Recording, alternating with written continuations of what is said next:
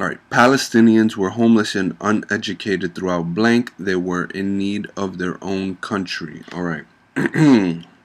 So this is good, right? When I first began this assessment 26, I stated, okay, we gave you the Jewish peoplehood perspective side of the entire, of their Zionism and how they wish to become a nation, how the superpowers helped them gain their own nations, and how they kind of, uh, what kind of effect decolonization and colonization had, how Cold War affected these what we see these smaller states that that became pawns of the Cold War, right? So now once again we're going to continue with the Palestinian perspective here, right? So Palestinians were homeless and uneducated throughout the Middle East, right? So now we flip the roles here, right? If you think about it, right? Palestinians were victims of, we'll say, of warfare, right? So we have here, right, the Jewish people who did buy a lot of the land, the community. Okay, they did everything correct, but they migrated or decided to take over what was originally Palestinian territory, right? So now that Israel has successfully become its own nation, their own state, they have their own laws, their own state, their own territory, all right, governing borders there.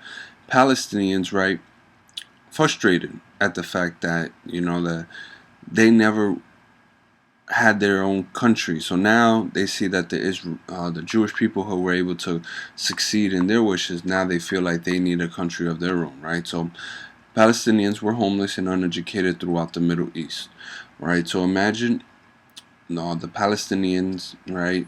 You're constantly, you're in Israel, and the Israelis you're being victimized by the Israelis, right?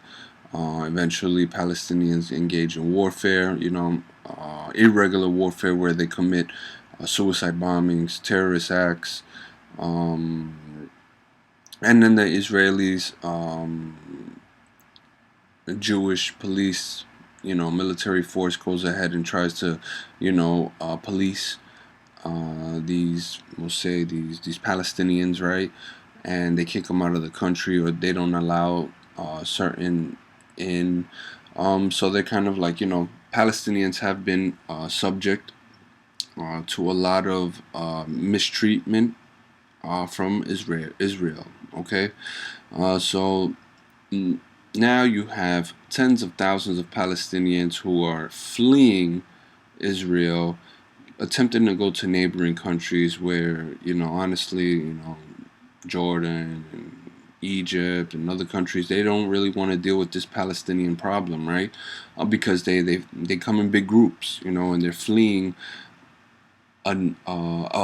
what's considered a failing state, because Israel is in constant warfare, constant civil warfare, irregular warfare, because they're not trying to wipe out the entire country.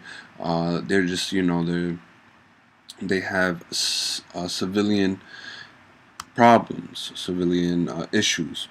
And so now you have Palestinians, right? Now they are in desperate need of their own country, right? They were homeless and uneducated throughout the Middle East.